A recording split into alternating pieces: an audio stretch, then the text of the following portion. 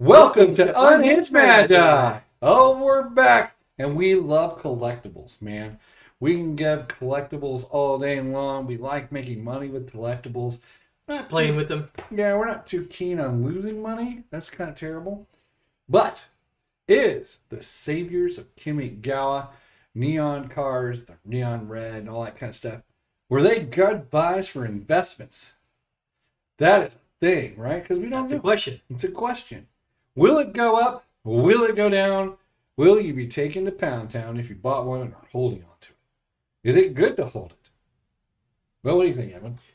You know, I'm an old school Magic investment kind of guy. What I mean by that is I like to buy cards as they come out new that I can get my hands on pretty cheaply. And if they end up being good cards, then great, I've made a bunch of money. If they end up not, and they just go sideways or they go down, then I haven't lost very much money because I didn't spend too much purchasing them. That's pretty much been what I've done with Magic cards for almost my entire career in Magic the Gathering. But everything's changing now these days when you have these booster packs that are $60 a piece for a booster pack or $40 a piece for a booster pack. Everything just suddenly changes. That's true. So, right off the bat, you're starting pretty large. Your investment into it is much higher. And so I don't know if I necessarily like that. If we go over to this screen here and you look at this card being so you turn on the left screen. Right. Yep. If you look at this card, look at this, $18.90, market price $12.85. That's really expensive. It is really expensive for sure. And that's a new card. So let's see how many. There's 8 in play. Yeah. We got this price point. It just keeps going for now, sure. It's not like people that these bought are latest that card. sales. Look, 2,000, 1,900. But then it's kind of dropped a bit because people are now putting it up there. Right. This is a light play. The supply is now hitting. Right. Yeah. It's all supply and demand. As more get cracked over time, more cards come to market. Yep. So it's really a question, you guys, because, these things might pan out and they might not. But the thing is, for Magic the Gathering, for all these years, it's been you buy in fairly cheaply. And then the cards might go up or they might not. But if they don't, you didn't spend too much per card. And so if you go buy a lot of cards, it's not all your eggs are in one basket. You're spread pretty thin. That's correct. But these cards at $1,800 each, that's a lot of money for one card. For one card, that's huge. So, it's more than a case. For an awful lot of people, that might be their entire year budget for going out and buying a Magic card as an investment. True. And this one, you're entering at $1,800. So what's your expectation? You think it's going to go to $4? You think it's going to double? Because, if you go buy a $10 card in Magic, it could. Doubling happens all the time. My Cavern of Souls, when I saw that card, when it came out, I went out and bought a playset for $40. I was like, this is a good card, and it's worth the risk. Yep. Now, I've done that many times in Magic over the years, and it doesn't always work out. But then again, you're only in at $40, or even if it went down to $20, you're not getting hit for $1,800. And usually, the cards that I identify that are pretty good cards, if I spend $10 a card, even if it doesn't go up immediately, it usually eventually starts going up because after playing the game for a while, I have the ability to identify good cards. Exactly. But yeah, with that kind of risk, you can do $10 card purchases a lot of times, and some win, some fail, but you average out pretty good, right? Yeah. But on something like this, you're spending $1,800 a card. It's all your chips are already on the table. Now, I'm not saying that the card won't go up in value. In fact, might. if you actually grade it, you might even be able to get more value out of it. Now, we're just kind of speculating that maybe going 1,800 deep on one particular card might not be such a great idea. It's one thing to speculate whether it'll go up or not, but we got to go with percentages here. And right off the bat, it was actually going pretty good, right? It was $2,000 plus, and now it's at $1,800. However, if you get it graded, maybe people want to buy it because it'll be a 10 or something like that. But what if there's more 10s that come out on the line? Yeah. So what I would be way more likely to do is if I had the $1,800 that I was willing to put into this one card, and I was one of you guys out there, what I would be way more likely to do is I would be way more likely to move into this pullback that's happened kind of like across the board in like stocks, crypto, magic, flesh and blood, like all these places. And I would take that $1,800, $2,000 and I would just spread it thin and start picking up a bunch of cards that have gone down in value that are just fantastic cards. True. Like, pick up some dual lands, Oh, pick up some TCG Player has all the dual lands from Revised. They have a let's see, Revised. They've been advertising it like crazy. Yeah.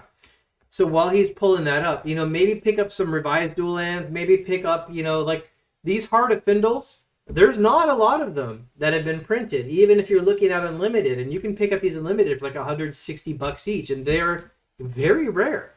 So, just pick up some things like that. Pick up some original Onslaught fetch lands. Pick up some other, $10 cards that have been recently printed, but like could easily go up. If I had the money and not a lot of it, that's what I would be buying right now. Yeah. You can pick up some dual lands. You got some Underground Seas here, Volcanics.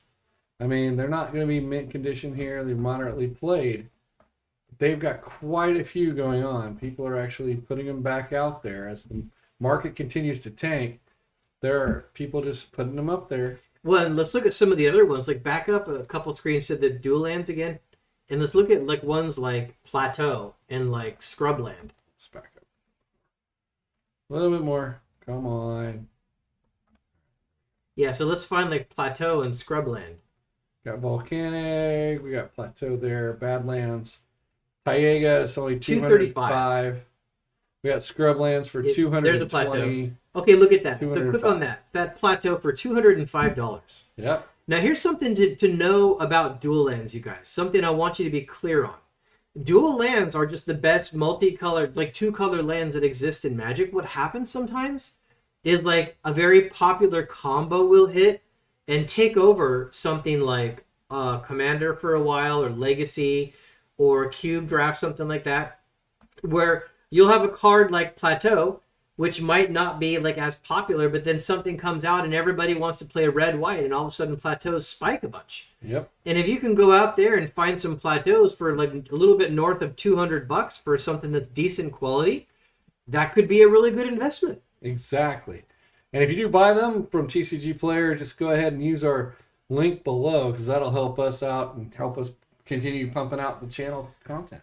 Yeah, actually, while you're chatting, I'll go find something here. Something that I think could actually be a good investment. So spreading it out over actual dual lands and that kind of stuff. And he spoke about the hearts. The hearts were at 180 or something like that a couple of days ago. I bought 2 of them. You bought them at 160. Well, I bought those at 160 at the event.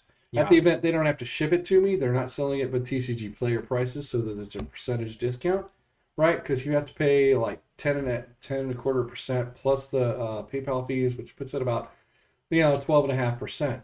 That you're going to automatically lose if you sell something on TCG Player. So it's a little different when you're actually inside a store where you can actually negotiate. But that was at the event, so it's not really in a store, but you get the idea. But spreading that 1,800 into old school or into other collectibles, such as just maybe buying a box of first edition Tales of Aria and throw it in the closet. Yep. Even that could actually go up in value. Or Monarch, for instance, that first edition is going to go up eventually. So there are things that you can purchase with that $1,800 that will eventually go back up. And the not all your eggs in one basket theory really applies here, guys. It does. So let's show this screen here. So here's a card that I think is pretty decent to consider grabbing. So Tarmogoyf has been a fantastic card for an awful long time now. I know it's not necessarily the best King Ding-a-ling, but it's still a good card. It's a valuable card, and this is the original print of it right here in Future Sight. This is a card that I think might be worth like picking up some copies of, because all that has to happen is some people get some formats going. So here's a lightly played. There we go. Lightly played for $34. Not bad, right, for a Tarmogoyf. Exactly.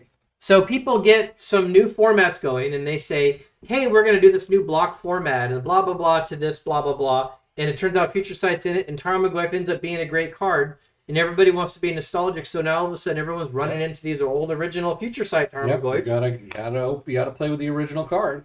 Yeah, that's it right there. So that kind of thing happens. That's the kind of thing that Got to look at Alice, right? Look at Alice and the Alliances and Ice Age cards. They're going up in value. Yeah. I mean, there's tons of Ice Age cards out there, but they're still going up because of this change. Because the pre-modern and the Alice format, for sure. Yeah, exactly. Yep.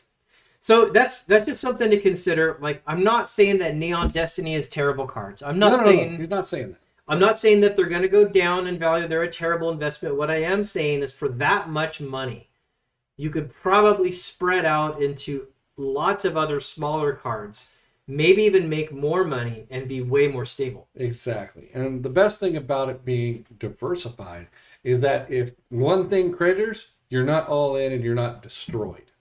Yep. That's the biggest thing, because people like to go all in on one thing, and it's like a make or break situation. Yep. And then they end up holding the entire bag as it falls with a knife. Yep. I mean, who honestly knows where the Neon Dynasty is all going to go? Who knows, right? They could take off or they could not. But you know what? The cards going for $2,000 each, doubling from there, it's really hard. It's hard to ask that for sure. Yeah, for a single card. I think a graded 10, maybe you got a good go. But these are near mints, and they're not graded. Yeah. Once you're talking slab, it's a completely different ballgame. And we'll see what happens as more supply just keeps hitting the market, too. We'll see if they hold. If they hold, they hold. But if they don't, well... So there you go, guys. Our take on the Neon Dynasty cards. They're not bad, but I mean... They're not bad. If I had investment money, I'd probably buy more smaller stuff that is more spread out. That's probably what I would do, honestly. Exactly. All right. Hit the like button, subscribe, make a comment. I hope you enjoyed this. I hope it was helpful, And we'll talk to you again on the next one. Bye, guys. Bye, guys.